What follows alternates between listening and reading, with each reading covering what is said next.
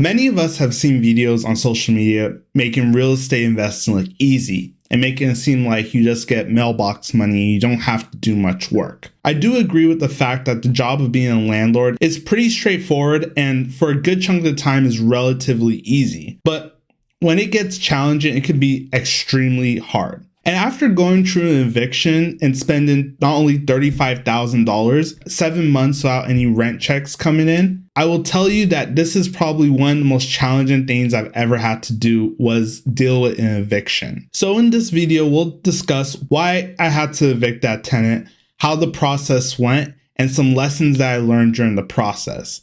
So let's get right into it. So back in 2019, I decided to buy a duplex, and really the reason for me buying this was A, because I needed somewhere to live, but also because I wanted to make the entire property a rental. So I wanted to rent out both sides. So when I bought this property, I used an owner-occupied financing loan.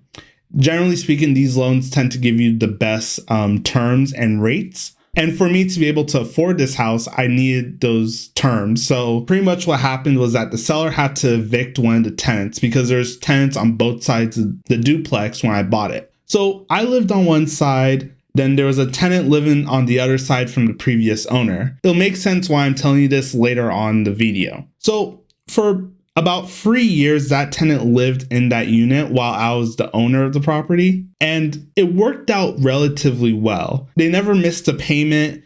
There's even some times where they paid 2 months in advance. There's really no complaints from like neighbors or anyone about noise or anything weird happening. It went relatively okay. Then in year 3 of the tenancy, I started to notice that the rent was coming in later and later, even past the due date. And typically in these kind of situations, I try not to be so strict. Sometimes, let's say the rent due date was the 5th. Sometimes I'll give them until like the 14th to pay and not charge a late fee or anything like that. But after about 2 months of this, I just stopped getting rent checks altogether. During this whole time when I was giving the tenant a lot of leeway, they never communicated with me that they needed it. They just didn't pay, which is not a good sign. So on the 3rd month of this, I just decided, you know what, I'm done. Let's just start the eviction process. So I went ahead after they were already, I think at this point, like 2 weeks late on rent. And I gave them the first step of the eviction process, which is a 3-day notice to pay or quit. Now, luckily, this didn't have to go to court and the tenant just turned over their keys. But at the point of when they turned over their keys, it was already about 2 months from when we actually filed that 3-day notice to pay or quit. So once we did get possession back of the unit, we noticed that the tenant had pretty much left the place a complete mess. There was trash all over the place. There was like guns and bullets and marijuana and all kinds of stuff like all over the place. Apparently the roof was leaking and they never told us about it. So it actually damaged the ceiling as well. The carpet smelled terrible. There was this garbage everywhere. The disposer was destroyed. The kitchen sink was destroyed. It was a really bad situation. And in total, the tenant left about $5,000 worth of damage and garbage on the property. So at this point, not only am I down 2 months of rent, and I believe we're renting at about like $1,500 a month, but I'm also down $5,000 because of all the damage and garbage that was left on the property. So that adds up to about $7,000. We decided that, you know what, since the property's already trashed and there's really not, and it's not going to be a quick fix, that we might as well just go ahead and remodel the property. So some of the major things that we did is that we replaced the flooring throughout the property. We painted the entire property. We replaced the kitchen cabinets because the way the cabinets were set up before, they basically left almost no room for you to actually work on the countertops. So we extended the cabinets so in that way it's a little bit more usable and makes it a little bit more attractive for a prospective tenant. And then we also installed some new fixtures. That's something I like to do because fixtures really aren't that expensive and they make the place look a lot nicer. So this is a remodel similar to the one that I did on the other side of the duplex. When I did this remodel on the other side of the duplex, the only thing that I didn't really have to do was replace the kitchen cabinets. But that remodel took 6 weeks. Guess how long this remodel took? Took 4 months, or was that 16 weeks? What was different between the two projects was that this time I actually used a property management company to manage the remodel of the unit. Whereas the first time when I remodeled the other unit, I actually managed that myself.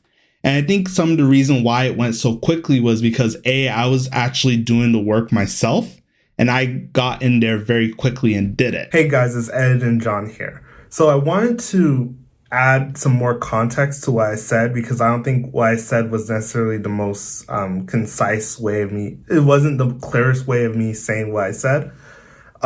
First thing, not all property managers are like this. I think I ran into a situation where I just had like a bad experience, but I definitely don't want to poop on the entire industry as a whole, because obviously there are some that are better than others, that as it is with any service industry. Then the second thing I also wanted to add for some more context is that I didn't actually do all of the work myself. Some of the work that was done, some of the easier things like demo and paint, I did myself, but there was also situations where I hired people to do some more complex work, or work that the strip didn't make sense for me to do just due to resource constraints. So yeah, that's basically all I wanted to add, was just some context to what I said. I think another thing as well that helped too is that, like, my background, for you guys who don't know, is that I'm actually a civil engineer. So I have a strong understanding of project management, how to align work in such a way to make the construction process as efficient as possible. And I believe that because of that, that's another reason why it went by so fast. So that took another 4 months to complete that. And by the time that was done, I was now about 7 months out of rent, and I incurred the cost of the remodel. I believe the remodel cost about 25 to 30K. I was already out like almost $40,000 at this point.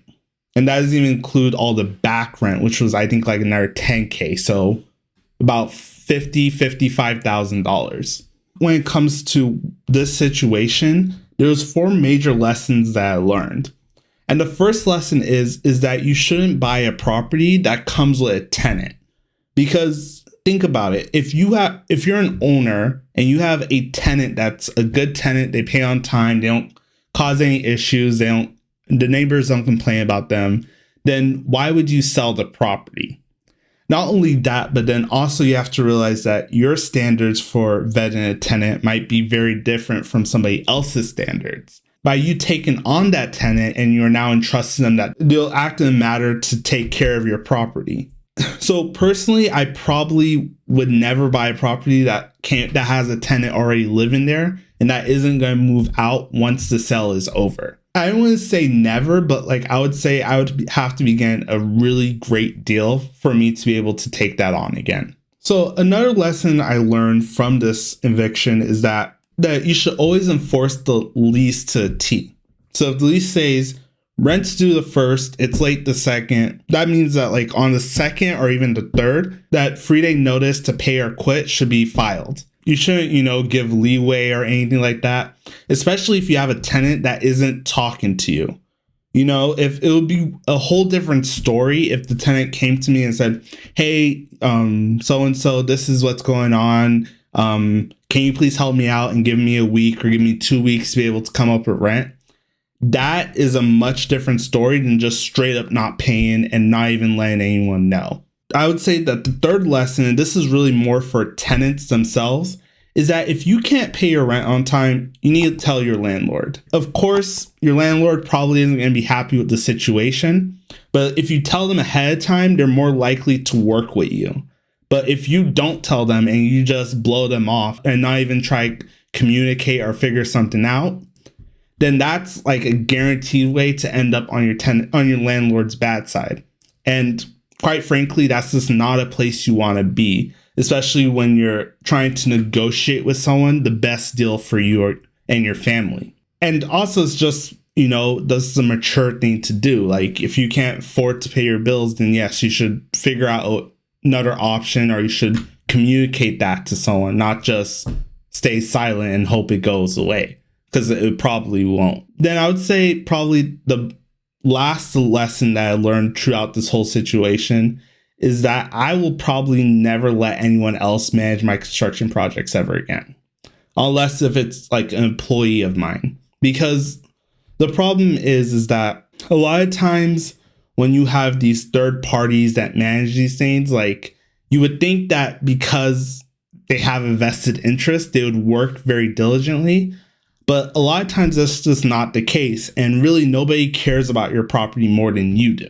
So for me personally, just given kind of experiences I've had before and the experience I have currently, the experiences I had before and the experience I have now, I probably would just manage the project on my own because I can control a lot more factors. I can eliminate a lot of the mistakes that did happen during that remodel. I know some of those mistakes extended the remodel almost a month. And because a lot of times, usually when I do remodels, I already have a vision of what I want. So that's probably another thing that I learned. Will I stop investing in real estate? Probably not. I think that being a landlord is not the easiest job in the world at times, but I still do enjoy it. I still do like doing it. And I will just use this as a learning lesson for the next time, because that's really all you could do is live life, learn, and move on and take it from there for next time. So thank you for watching. I'll see you in the next video. Peace.